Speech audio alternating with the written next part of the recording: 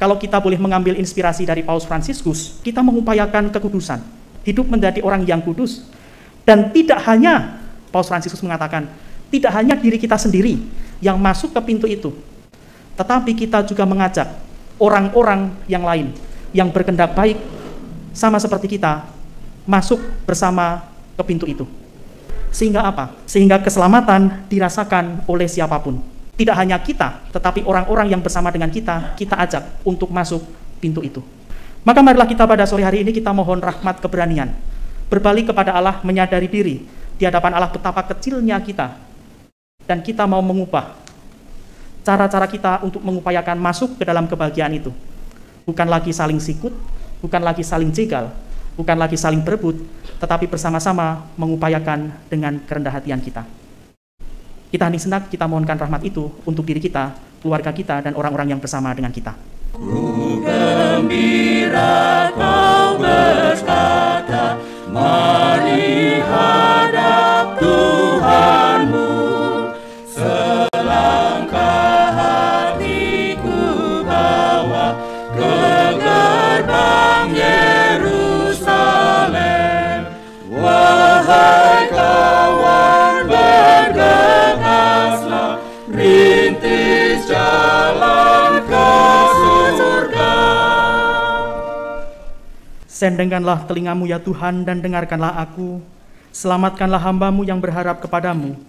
Kasihanilah aku ya Tuhan, kepadamu-lah aku berseru sepanjang hari. Demi nama Bapa dan Putera dan Roh Kudus. Amin.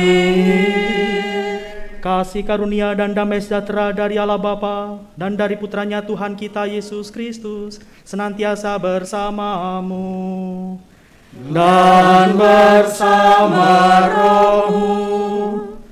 Ibu, bapak, saudari-saudaraku yang terkasih, oma, opa yang terkasih, selamat sore. Mari kita bagikan salam bagi orang-orang di sekitar kita. Hari ini kita bersama-sama dengan gereja memasuki hari Minggu biasa pekan yang ke-21. Bacaan-bacaan yang nanti akan kita renungkan terutama dalam bacaan Injil, mengundang setiap dari kita untuk semakin berani mengupayakan diri di dalam kekuatan-kekuatan manusiawi kita untuk mengejar keselamatan. Kita mohonkan rahmat itu agar kita bisa semakin kuat, bisa semakin berani, dan terlebih tetap tekun di dalam mengupayakan keselamatan itu. Namun terlebih dahulu marilah kita mengakui diri di hadapan Tuhan. Karena kerapuhan dan kelemahan kita mudah jatuh ke dalam dosa dan kesalahan yang sama.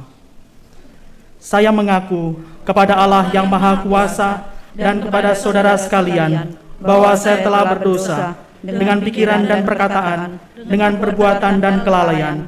Saya berdosa, saya sungguh berdosa. Oleh sebab itu saya mohon kepada Santa Perawan Maria, kepada para malaikat dan orang kudus, dan kepada saudara sekalian, supaya mendoakan saya kepada Allah Tuhan kita. Dan semoga Allah yang Maha Kuasa senantiasa mengasihani kita, mengampuni dosa kita, dan mengantar kita sampai ke hidup yang kekal. Amin. Marilah berdoa. Allah Bapa yang kekal dan kuasa, Engkau berkenan mengumpulkan segala suku bangsa menjadi umat kesayangan-Mu. Kami mohon, tunjukkanlah kepada kami jalan menuju iman kepadamu. Dengan pengantaran Yesus Kristus, Putra-Mu Tuhan kami, yang bersama dengan Dikau dalam persatuan Roh Kudus, hidup dan berkuasa Allah kini dan sepanjang segala masa. Amin. Kita dengarkan bacaan-bacaan sore ini. Bacaan dari kitab Yesaya. Beginilah firman Tuhan. Aku mengenal segala perbuatan dan rancangan. Aku datang untuk mengumpulkan segala bangsa dari semua bahasa, dan mereka itu akan datang serta melihat kemuliaanku. Aku akan menaruh tanda di tengah-tengah mereka dan akan mengutus dari antara mereka orang-orang yang terluput. Mereka ini akan kuutus kepada bangsa-bangsa, yakni Tarsis, Pul dan Lut. Mereka akan kuutus ke Mesek dan Rosi, ke Tubal dan Yawan, ke pulau-pulau yang jauh, yang belum pernah mendengar kabar tentang aku dan yang belum pernah melihat kemuliaanku, supaya mereka memberitakan kemuliaanku di antara bangsa-bangsa. Mereka itu akan membawa semua saudaramu dari segala bangsa sebagai kurban untuk Tuhan. Mereka akan membawanya di atas kuda dan kereta, dan di atas usungan, di atas bagal dan unta betina yang cepat, ke atas gunungku yang kudus, ke Yerusalem, sama seperti orang Israel membawa kurban dalam wadah yang tahir ke dalam rumah Tuhan. Juga dari antara mereka akan kuambil imam-imam dan orang-orang Lewi. Demikianlah sabda Tuhan. Syukur. Pergilah ke seluruh dunia dan wartakanlah Injil. Pergilah ke seluruh dunia dan wartakanlah Injil. Pujilah Tuhan, hai segala bangsa, megahkanlah Dia, hai segala suku bangsa. Pergilah ke seluruh dunia dan wartakanlah Injil. Sebab kasih-Nya hebat atas kita dan kesetiaan Tuhan untuk selama-lamanya.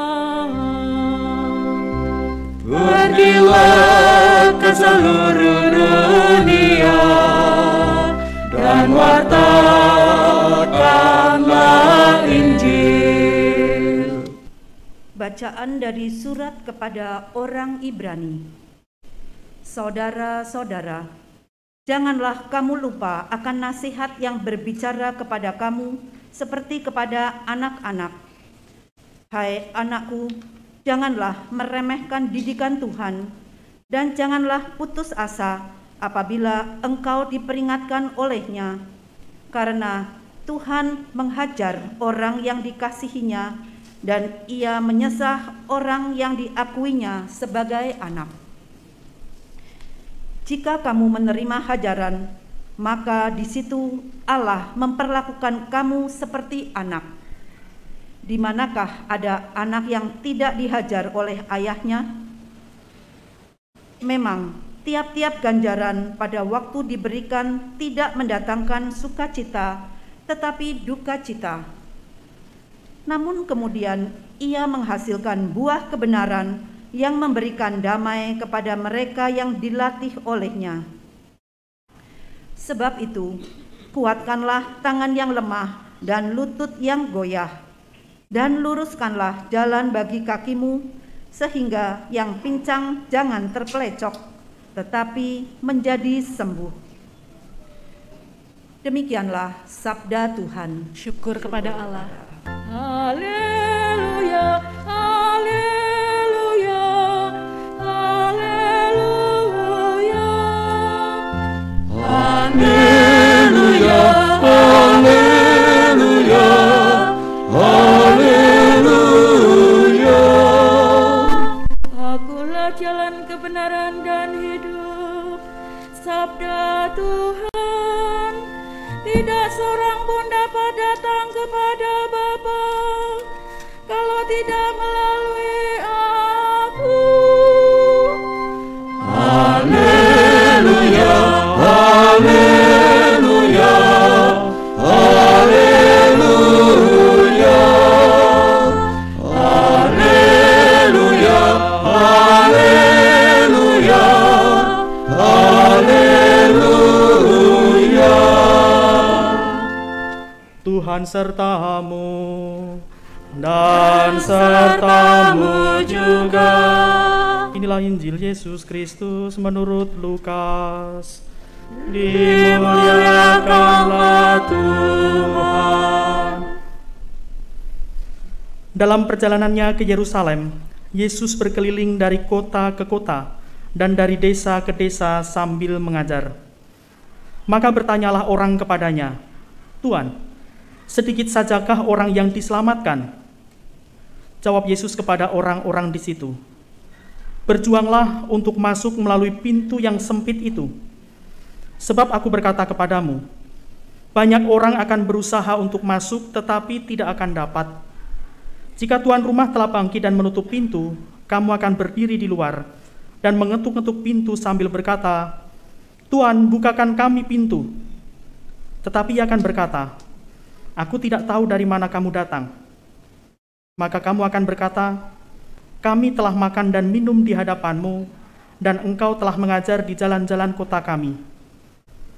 Tetapi ia akan berkata kepadamu, aku tidak tahu dari mana kamu datang. Enyahlah dari hadapanku, hai kamu sekalian yang melakukan kejahatan. Di sanalah akan terdapat ratap dan kertak gigi, apabila kamu akan melihat Abraham dan Ishak dan Yakub dan semua nabi ada di dalam kerajaan Allah. Tetapi kamu sendiri dicampakkan keluar. Dan orang akan datang dari timur dan barat, dari utara dan selatan, dan mereka akan duduk makan di dalam kerajaan Allah. Dan ingatlah, ada orang yang terakhir yang akan menjadi yang terdahulu, dan ada orang yang terdahulu menjadi yang terakhir. Demikianlah Injil Tuhan. Terpujilah Kristus.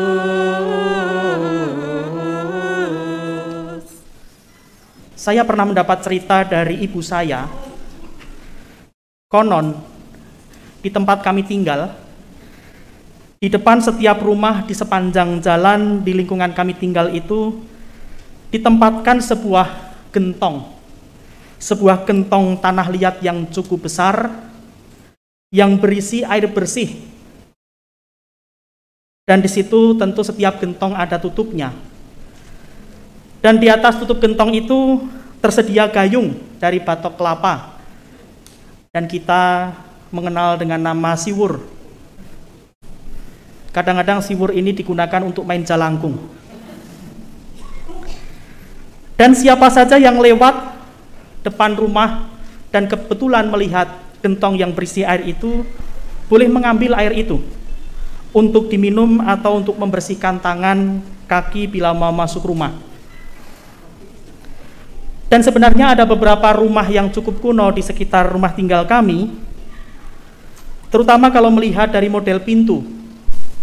Pintunya tidak menjulang tinggi dan tidak lebar, dan itu menjadi pintu masuk pertama dari rumah itu yang memang dibuat lebih rendah dari tinggi orang normal pada umumnya.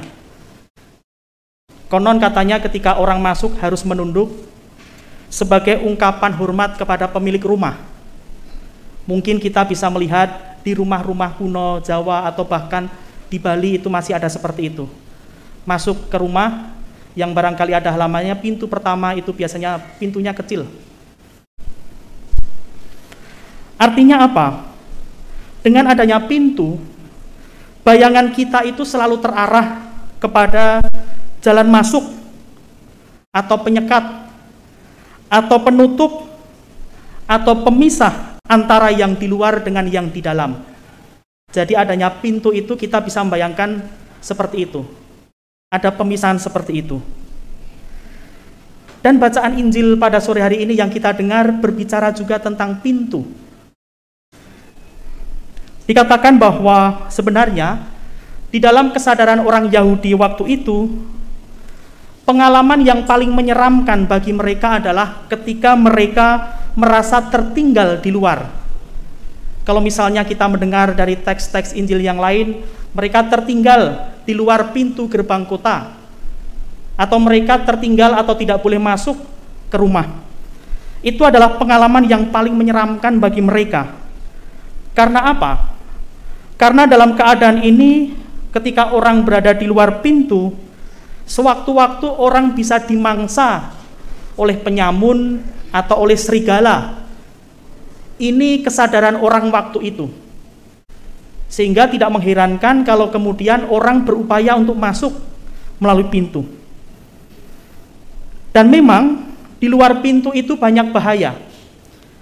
Maka bila orang bisa melewati pintu, terutama pintu rumah misalnya, dan masuk ke dalam rumah, orang boleh merasa aman, orang boleh merasa tenang, orang boleh merasa tentram.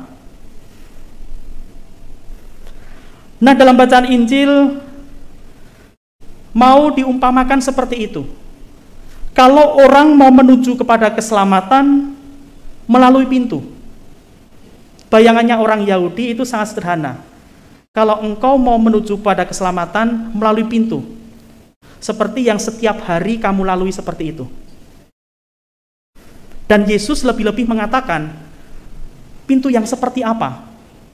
Maka Yesus mengatakan, berjuanglah untuk masuk melalui pintu yang sempit itu.